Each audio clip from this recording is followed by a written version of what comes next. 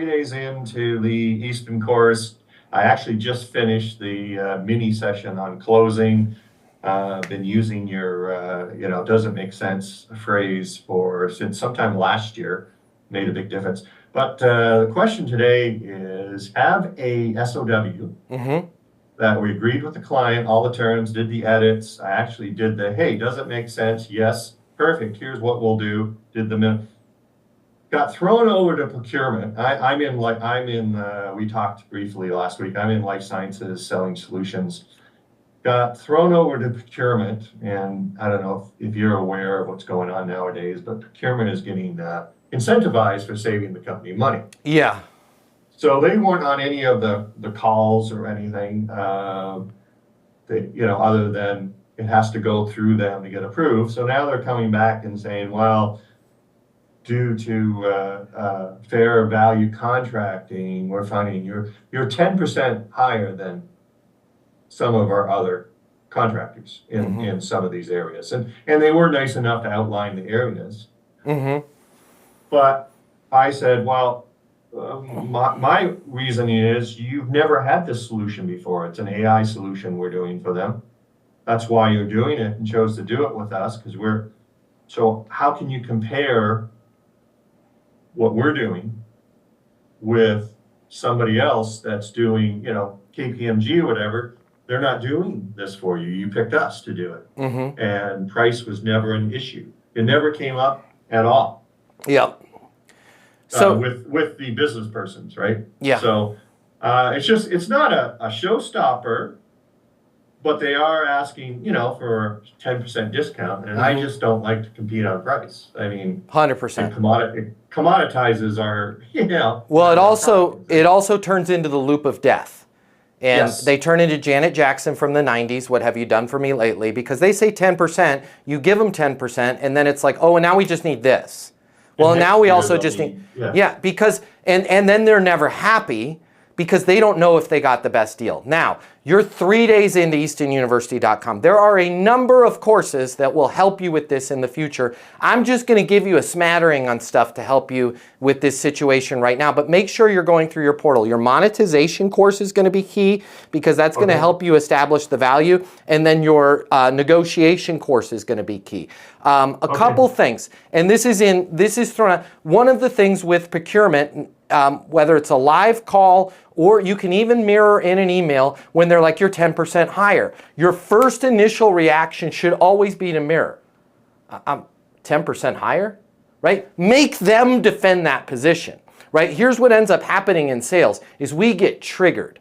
And somebody will make one statement and be like, we're 10% higher. And you'll be like, you all of a sudden turn into Yosemite Sam and start shooting off all your bullets. Right? Oh, we're not 10. You're saying we're 10% higher, but you're not even, this is the first time you've done an AI solution. How can you say I'm 10% higher when you've never done this? And we bang, bang, bang, bang, bang. We're Yosemite Sam, right? And we don't save any of those bullets. I'm 10% higher. Yeah, well, I mean, we looked at other solutions that could do this, and you looked at other solutions? Well, I mean, we didn't look at them. We just went through some. Yeah, got it. When I had the conversation with Skip and the team, I mean, that was one of the things that's covered. Now, of course, I'm sure if you looked at general pricing of things in the cloud or vicinity or zip code or the orbit of what, you're always going to find things that are higher than us, lower than us. Now, the reason why we arrived at this price is when we scoped it out as bump, bump, bump, bump. When you finish watching this, I'm going to get you the closing mini masterclass totally free. It's normally $300. I'll pay for it. Click the link in my bio. I'll see you there. Another piece, and I'm going to start pulling pieces out real quick of other courses, but your PRRs, your price reduction request, PRRs. There's worksheets in Easton University where you have PRRs that are price reduction responses, right? Can you reduce the price? My favorite response is a polite no. No, right? Well, we really need to do it because you're 10% higher than the other bids, right? I would mirror, but after mirroring, I would go, listen, you guys have had the price for 3 weeks now. We went through the SOWs. I made the changes. What's changed?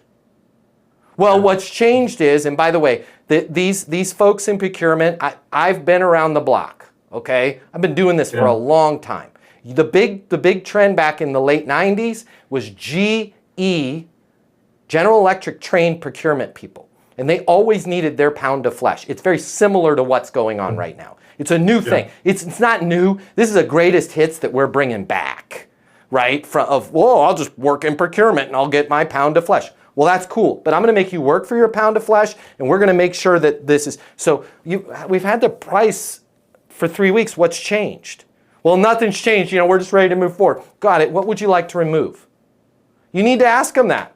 What would you, I scoped this out now, and this is where you want to refer back to your monetization. When I was talking with Tim and Terry and Monica, that division, you guys are at 16.8 million in revenue right now. This AI is going to allow you to expand all the way to 35 million without hiring additional associates and make you more efficient.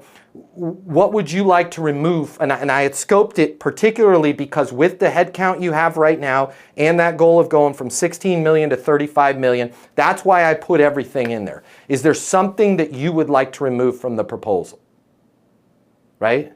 And if they're a smart ass, they'll say, well, 10% of the price. If they're a procurement trained individual, this is a showstopper for them. They're like, why? Because they need to get their 10%. But guess what I'm going to do? I'm not playing that game.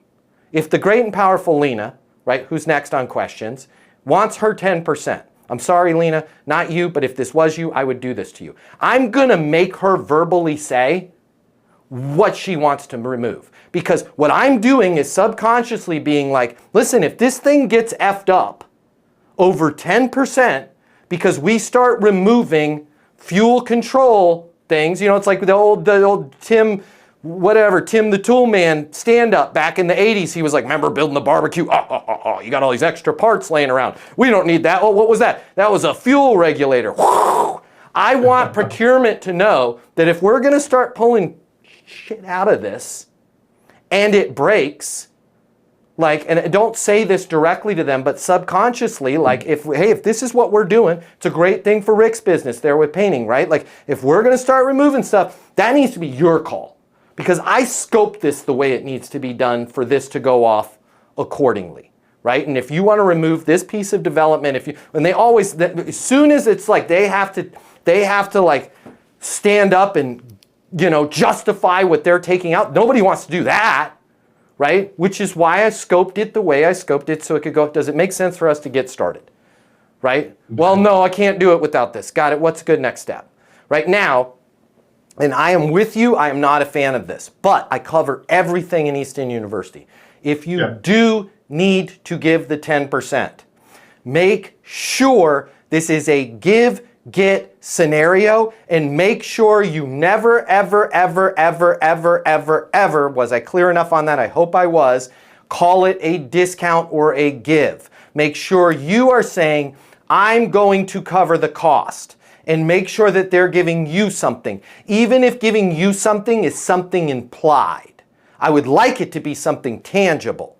Like if you guys can agree to an additional 18 months of the service agreement, here's what I'll do. I will pick up. Listen, we're very firm on our price. We're very fair on our price. We keep it really easy. It's funny because we're an AI-based company, right, that helps other companies operate as seamlessly as possible with the amount of people. We're kind of built the same way, right? We're lean and mean and mission critical here. So we don't put fluff into our pricing because we don't want to hire extra people just to sit here and negotiate with this, which is why we put the best price out the first time. Now, I understand where you're at with the 10%. Okay, I want to do something special for you, and I want this deal to go well. If you can agree to extend the term of the service contract an additional 18 months, here's what I'll do. I will pull some money out of my marketing budget. I'll cover 10% of the cost of the implementation for you. Two things, okay? I want to make sure that, number one, you're comfortable with extending the life, and then number two, that we keep this between us, because I'm literally covering this out of my budget, and this is not something I can do for everybody. If they're like, well, I don't want to extend, one of my defaults is always as simple as, listen, and we don't even need to put this in the contract. I trust you guys, right? I'm a person of my word. I'm sure you guys are as well. if you will just agree, because I really want to make headspace in your industry, if at some point in time in the near future, once you're completely ecstatic with this, if I can ask you for something like a video testimonial or to get involved with an existing client, I believe that having a testimonial from you would be worth the cost of the 10%. Every time I go out and shop marketing out there, I'm like completely shocked at how much this stuff costs. So I think a video testimonial from you guys, even somebody just pointing their phone at their face, it would be worth me picking up the 10% on the iteration. If we can just agree, I'm not even going to ask you for it until you're happy, but if we can say down the road, you'll be open to the idea of me asking you for a testimonial, I will pick up the cost of 10%. What does that do? When I say I'm picking it, first of all, what it does is I'm asking you for something. Even if the something is an intangible down the road, we're saying give, get. Which give, get does not mean loop of death. Loop of death is the wheel keeps spinning. Give, get is you give, I give. You give, I give, right? And then the other thing that does is it shows we're at bottom. We were at bottom. You always have to communicate to them. I was at bottom the whole damn time. So the deal has to change. Either you need to remove stuff, price will come down. Either you need to add stuff. Economies of scale. Increase will go up less than it normally would if you weren't buying stuff as much. In some cases, maybe you buy more quicker. Like they have to give you some reason to justify that price. Or they give you a promise, and either way, we have to make sure that in these negotiations, even when it's an old school GE trained negotiator or the new ones, that we're not playing that game with them.